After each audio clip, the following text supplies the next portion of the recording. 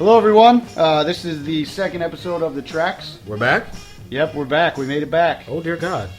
Two guys for opposite sides of the tracks talking about what's going on in the world today. Michael. I'm Jonathan. And yeah, man. I sound like a radio guy. That was I'm Jonathan. just sitting on the couch, not really playing the role of the radio guy, but... I always wanted to be, what's that cat who was on the New Year's Eve?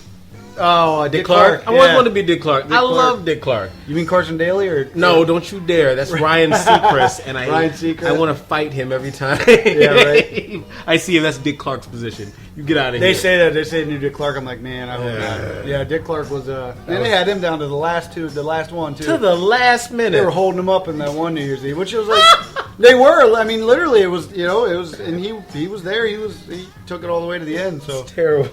It's not. I'm gonna have nice dreams tonight thinking about these holding Dick Clark's old bones. Oh man. Okay. Yeah. So from here. Yeah, from here. Dick Clark. So last week, obviously, first episode, first broadcast had a lot to talk about. Big week in the country. Lots of discussion going on. So, what have you seen in the last week since things have developed since the end of the trial and the end of the verdict? Well, I mean,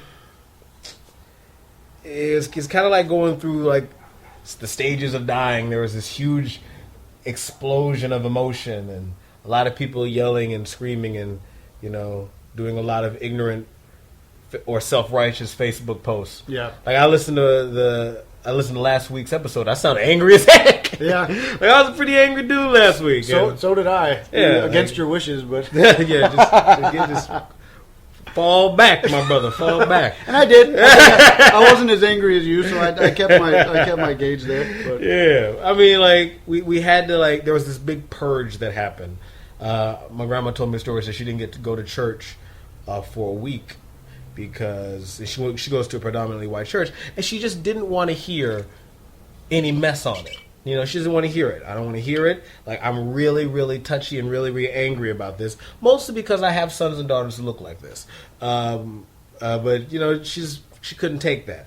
We have since calmed down. We went through a period of, finger pointing. Yep. Remember when every time a group of black people started talking to each other, there was a riot about to happen? That was a fun couple days, yep. Helicopters flying over. Yeah. They finally got one in Oakland, that thing happened. And now it's just kind of like everyone's trying to figure out why it happened, both the incident and the trial, and what it means to the rest of the world. What do you think about that, man? I think, from my view of everything, what was... I felt was on the way regardless, but it kind of reared its ugly head. We're all last week I had a chance to review one 30-minute PowerPoint presentation about why the trial, why everything worked out the way it was supposed to, and the thing I talked about the statistics about child abuse in the inner cities that made we went over that. Yeah. Well, now since there's been other 2 or 3 more opportunities where mostly my white friends were posting these. Do you have black friends? I got some college friends. Yes. Yes. I've got I would say a couple. A few. You got a couple. All right. And we talked about it. It was a discussion I was having with them as well, but my Facebook stream was the, Bill O'Reilly said, and all of a sudden now everybody was, that was the one that got me the most. And that actually just happened a couple days ago. That was the one where we all, for the most part, I think most people in America that you can listen to their opinion and find something worthwhile, don't take Bill O'Reilly seriously anymore. The Glenn Beck, the Bill O'Reilly, the Rush Limbaugh, I mean, it's we all know those are just a bunch of dickhead guys that run their mouth. They're all the way over here to the crazy side of things. Are they? I mean, are they really? Because I mean, I gotta be real with you, brother. You've gone to college. You're involved in the arts. You live in a bubble. Yeah, you live in a very intellectually small and liberal-minded bubble. There are Fox News Channel has 50 million viewers. No, yeah. Like, it's 50 million people who are swayed by this shit. Like, Bill O'Reilly ain't a joke to most people. Yeah. You know, he ain't kidding when he says this stuff. That's fair. I think in the bubble, the bubble comment is definitely fair. I think the people that I'm finding myself talking to the most. But regardless, the guy... I'm not afraid of you following me in a store when I go to buy something. Like, you're not going to do that. I'm not really worried about you. I'm going to go to North Carolina and South Carolina next week. That might be a problem. Yeah. You know, that might be a problem there. Which actually, the store thing, you had told me that's a real story, right? Oh, yeah. That's a real story to every black person who's ever walked into a store ever. That's, smaller than 10 feet. It's just what happens. They follow you around the corners. They look at you. It's just the way it is. You know, same with elevators. Same with Obama said something really interesting, and I gotta say, I have never been one to apologize to another man. And no, I'm serious. I'm never one to apologize, and I'm not going to do that today either. I'm just going to say that Obama must have been listening to my show because he said something, and I'm going to let you know. I'm not a huge fan of Obama.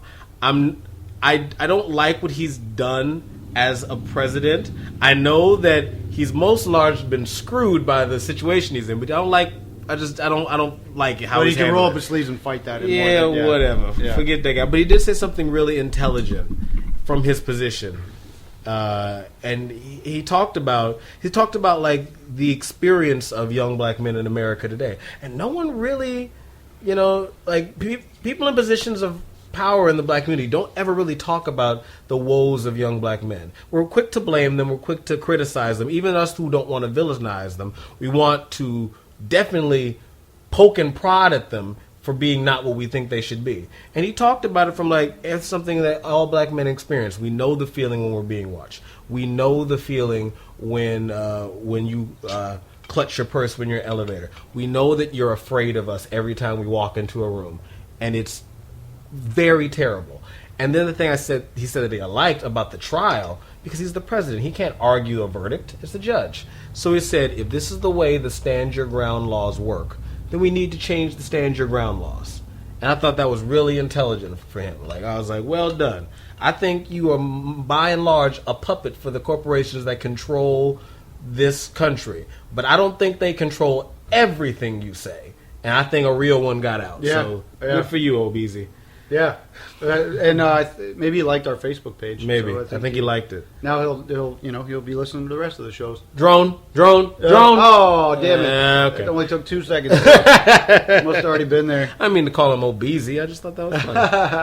Oh man. So like what's it mean to you? Like, what does it mean to you now that the trial is over and it's a historical event now? What does it mean to you?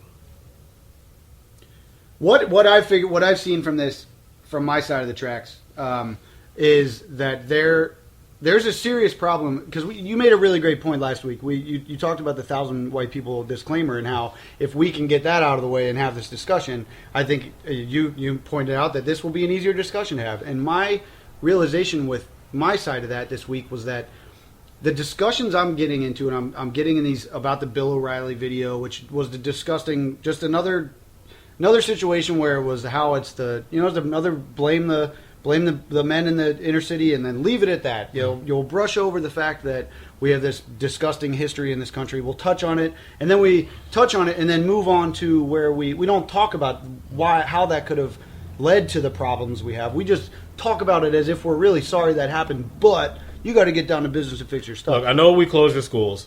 I know that we put them in prisons, but just so you know, they're really, really dangerous. I know that there's a drug problem that's a result of the 1980s and the Ronald Reagan drug wars. They're on drugs. Yeah, but they're on drugs, and that makes them mean. And you got to figure out, and he throws out. You got to shoot him. We just got to shoot him. Exactly. Let's get your gun. He throws out that whole, he pulled the crap about. And he throws out this BS sympathy for those black people trying to make it, as if they're now the ones that are the small ones, and really they're just being held down by it's this disgusting thing.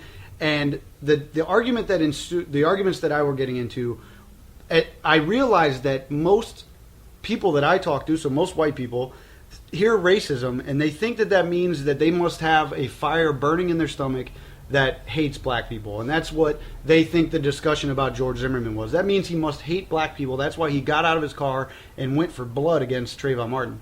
There isn't. It's so hard to get a discussion going about institutional racism and the kind of racism that exists that needs to be completely broken down and broken apart and started from scratch. Like, we need to get rid of that. That's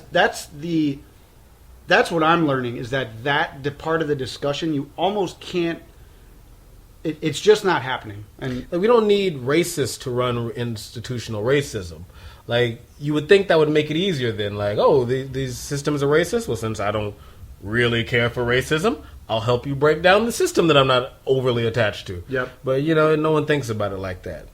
So, you know? And that's the the institutional racism part about, you talk about police brutality, you talk about the education system. When I was talking last week, these things, even if you try to explain to someone, if I try to explain to someone, like, look, I want you to take your current mode right now, and I want you to go back a little bit and say, where did this come from? You can't get anyone to do that. I don't know. Obviously, that's the denial. We talked about last week the word denial. But anyway, I think that's what I'm learning is where that discussion's not even in play. And if you go to our Facebook page, facebook.com/thetracks312, we're going to, kind of keep media going on there that we can talk about in the videos or that we're talking about today, and then we'll post up there. There's an excellent video on there about a man who was being followed by the cops. What's the rule again in New York? Stop and frisk. Stop and frisk. Basically, New York policemen have a quota for stopping young black men and young Latin men to basically... They have a quota for stopping just people in general. Yes, people in general. It's just easier to catch young black men. Yes. And Latinos. So one had his iPod recorded. I want everybody, if you as this discussion about institutional racism, that's a really easy example, is that now they're going to, this kid caught the situation on his iPod or something, and then there's a cop in shadow, and then, his voice is covered up, basically giving his take on it. He's still a cop. So anyway, take a look at that, and what else we got to talk about today? I had something I was going to say on, please, on the go end ahead. of that whole thing. It's just that, you know what, man, I wish I could afford to think about things like that. And that's been, I think, the big visceral difference between the two. We have a one part of society that can think about things intellectually. You can think about why this happened, where this is going, what this means. And there's some people like me who have to worry about where I can go now. It's like, where are the laws in my favor? Don't mess with cops. That's something I already know. Don't mess around in the projects. That's also something I know. Also, I know don't mess around in neighborhoods where you don't look like the people who live there. Don't mess around there. Like, that's the way I got to think about it, because that's real for me. Like, let me ask you a real question about that. How do you feel in this neighborhood? How do I feel in this neighborhood?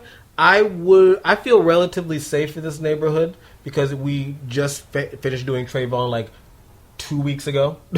Yeah. So I think I'll be fine for a little while, but I wouldn't, as a practice, want to lose my key. Yeah, for a little story for everybody, we actually had this discussion. Was it 2 days in a row? Yeah. I was about to evict you just for having a... Just for that, just the key losses. So I told him about, putting a key outside, and that idea was basically, as soon as he shot it down, I kind of, I was like, yeah, maybe that's not... No, I wanted the key outside. I didn't want it in the bar downstairs. Oh, yeah. That's okay. the one I didn't want, because I didn't want to, come in the rain, like, did someone leave a key from upstairs? Like, they'd shoot me right there on principle. Just for being a creepy motherfucker, I'd get shot. Yeah.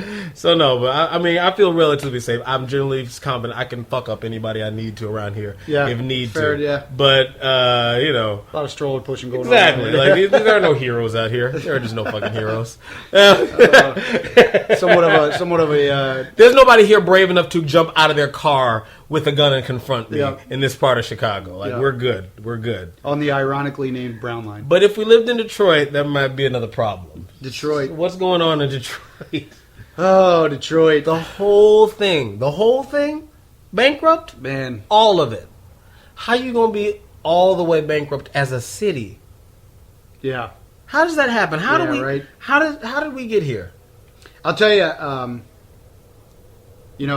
I saw something the other day that we just went through this whole mess a couple years ago, obviously, with bailing out these AIG and these massive just the corporations that you talked about that are running the world. That we saw the nasty game get played where here they come asking for money when they've got our money, and then they're going to ask for more of our. It's this disgusting thing that we had no problem. We've lost your money. Give us more. We need some more of your money. We lost your other money, and they were too big to fail, which means that we're leaning on these. They own us basically. That's what that was saying.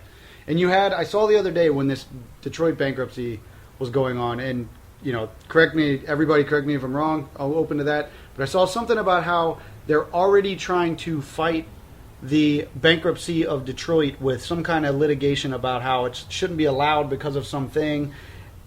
We will bail out banks that control our country, and we have a city full of our own countrymen that we will try to find a way to. Now we can't bankrupt. You can't bankrupt yourselves. We can't bail out Detroit. Yeah. You can bail out GM. You can bail out the rest of the auto businesses there, but you can't bail out the city. Yeah. Whoa. Yep. Whoa. That's no good. Yep. That's no good at all. Like it.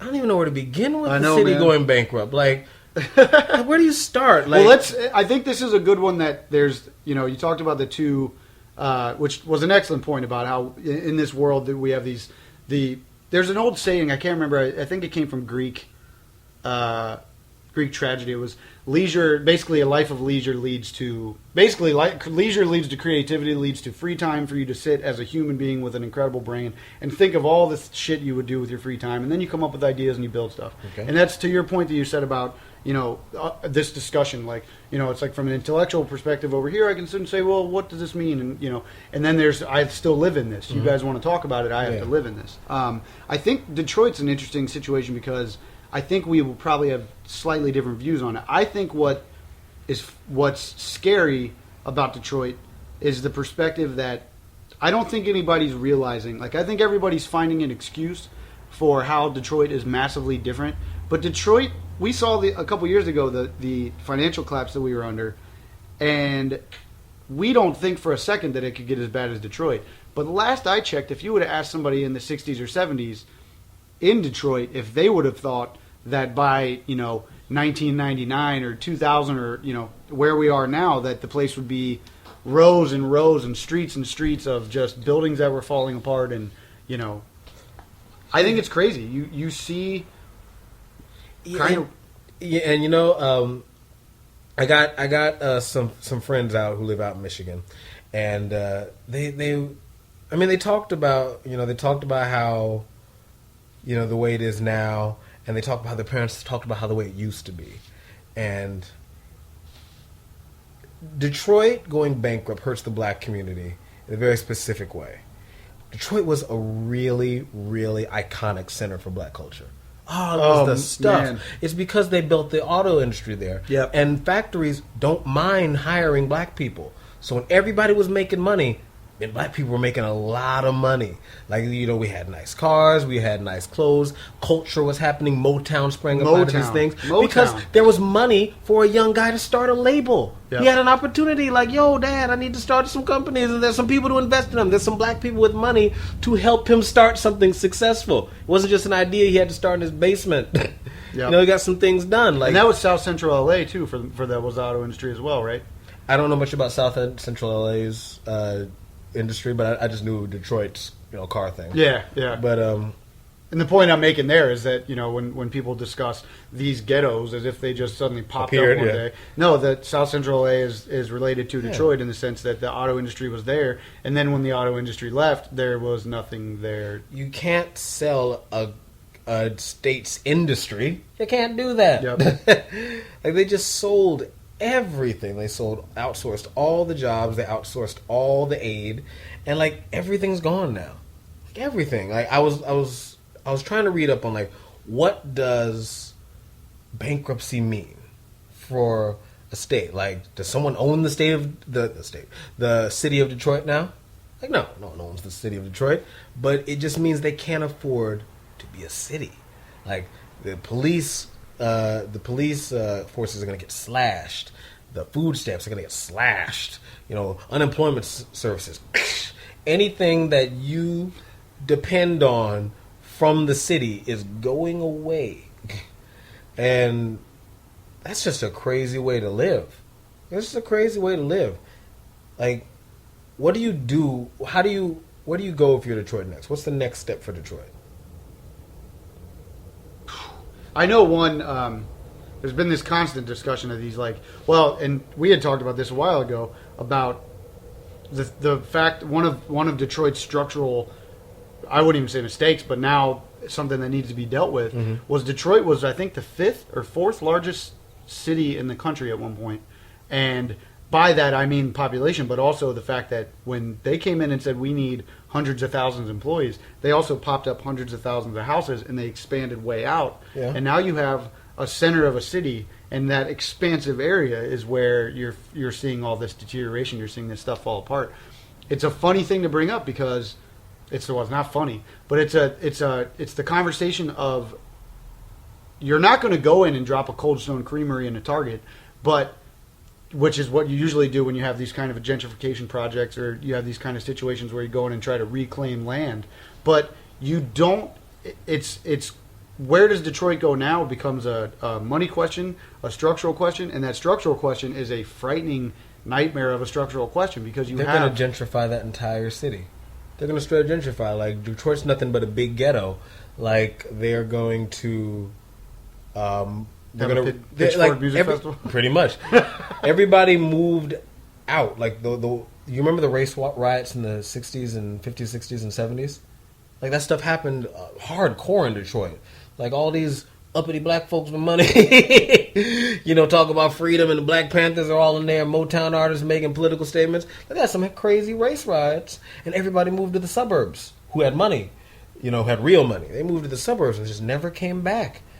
And the thing I said last week about black people not being able to own businesses, I wanted to tell a story about my friend on the Brown line. He is from Detroit. He was from Detroit. We're waiting for a train. And we got to just talking while we were waiting for the train. I found he was from Detroit. And we started talking about the things that were going down there. It was way before the actual bankruptcy happened. And I was like, man, this thing's happening with austerity and people losing services and schools being closed. It's really terrible what's happening there. And he said to me over the course of this conversation, in real words, we should just let it go because there's nothing but a bunch of black people there. Like, and if anyone doesn't know, by the way, Jonathan is black, so that's... If you haven't figured it out, you... Which side of the tracks was he from? The very dark side. No, but what about your friend? I don't... He was from no tracks. He was from the suburbs. There ain't no tracks in the suburbs. You gotta take the interstate. He said, like, you gotta leave it. You just gotta let it go. And I was like, I want you to know, I'm not gonna fuck you up. But... That's the most racist thing I've ever heard someone say to my face. Straight to your face. And I want you to know you can still be my friend. I always worried about having a friend I think might be racist. But I'm down with the friend I know is racist. Because that's one of the things that is going on, right? If people would just let it go on, there can be a discussion about this stuff. I'd rather racism be in your heart than the political system. If I can get a real job and you can call me nigga, then I'll just knock you out in the street, and you won't shoot me because you can't get away with that either. Yeah. You won't do that unless you're bigger than the dude. Or you live in Florida. Exactly. You don't do that. That's how we just to jump back, that's the thing that's happening so upsetting about the Trayvon thing. It's not that these things are going to get tried in TV again. It's not going to happen anymore. That's over. There's going to be no more Trayvon Martin trials. You think Emmett Till was the last guy to whistle at a white woman and get hung for it? No. They only did one big trial where they talk about this stuff. We're done with it. But these things embolden more situations like that to happen. These things happen because they get affirmed in the national dialogue. When Bill O'Reilly talks about it and affirms it, like somewhere in his 50 million viewers, maybe 200 of them think that's okay.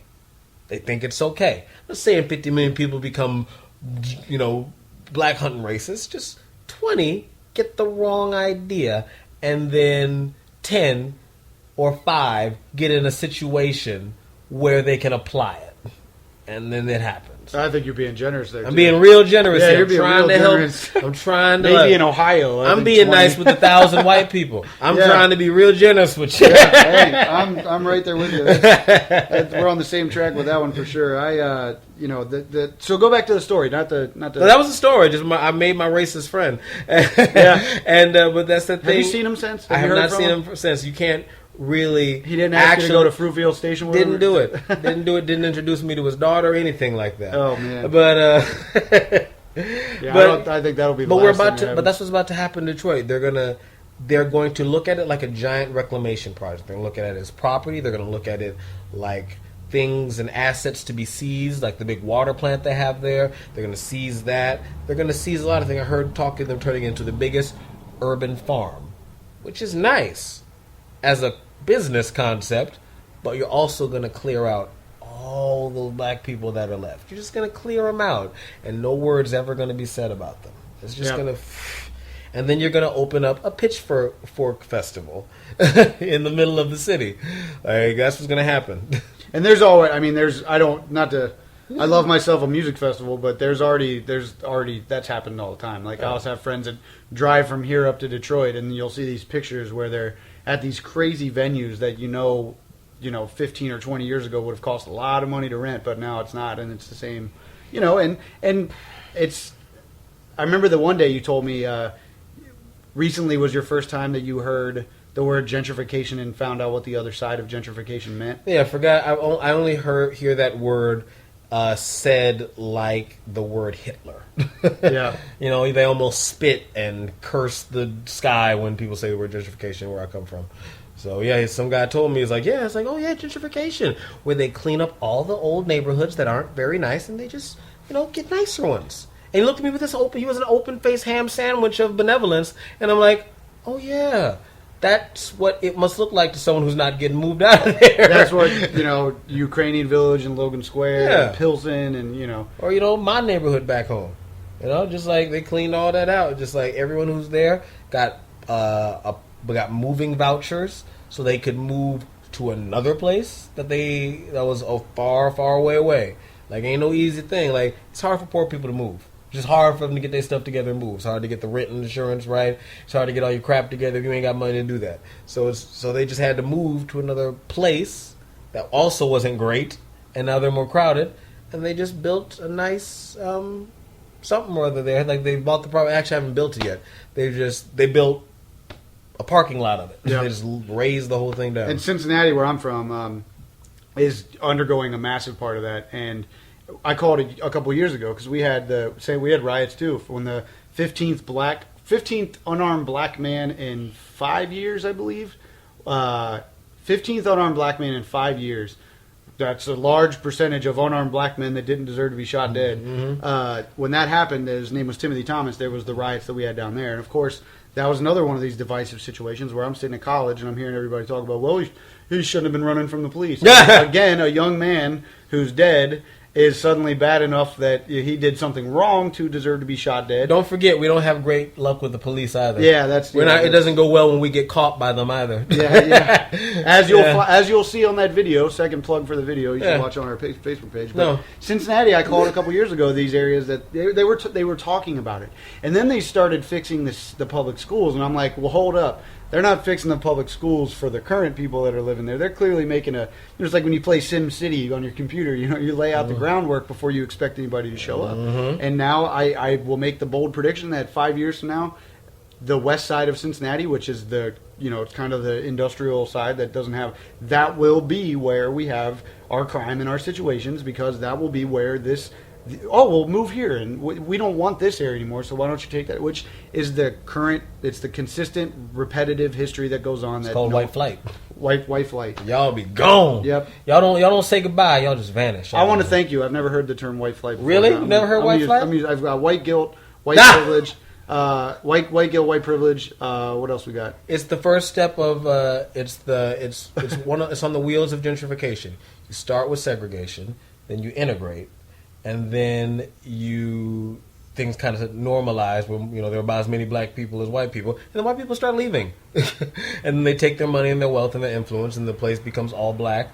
And you know how there's no wealth in the black or in brown community, so property values diminish, crime goes up, schools start to get closed, it becomes a ghetto. They shut it down, move in some more nice stuff. Here come the white people again. And it becomes a place where only white people are, segregation, integration, and the cycle begins again. In Cincinnati, it was there was a hill, Mount Adams, on the backside of the city, and that was the old ghetto. And then one day there was this talk about the views from Mount Adams, and you hear this talk. Well, lo and behold, they basically bulldozed the people down into Over the Rhine. And then exactly 5 years ago, you start hearing about how Over the Rhine has all this history of all this Italian, whatever it is, some Italian Gothic architecture that's just being wasted. It's like this talk about how it's just not being taken care of, and all these business. And it's, well, lo and behold, now we're going to go reclaim this architecture that we didn't apparently give a shit enough about back in the day. Yeah, exactly. And you're on as far as I've learned, the third round of Cincinnati's moving of, because we don't have the South Side. We don't have this massive chunk of land to say, bam, like this. We give. Yeah. We give. There's your reservation. Yeah. Pulling the cops out or putting more in, or, it's like. But anyway, it's, that's Detroit.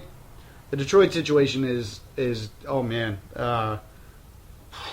What happens to it? I kind of honestly think America will see more Detroits than we see a repaired Detroit. Ooh, wow. I think we'll see more.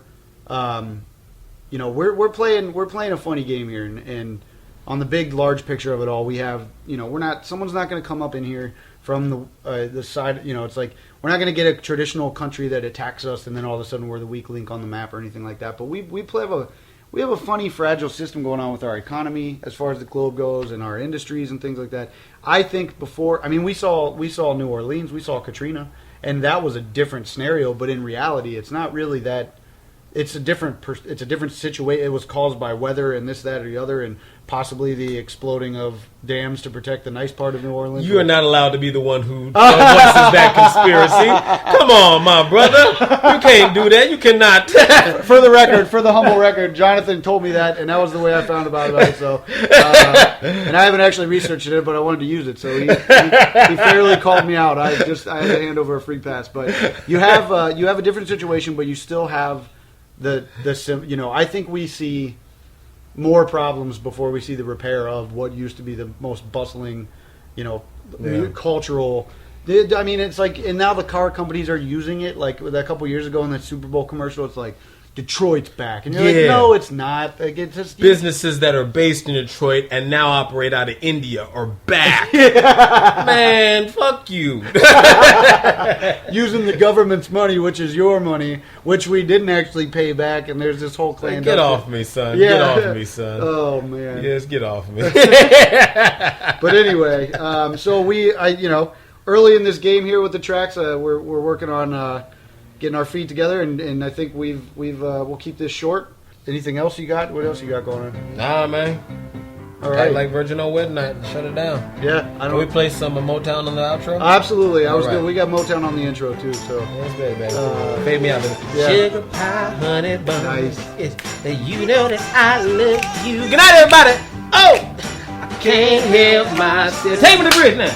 Good you and nobody else.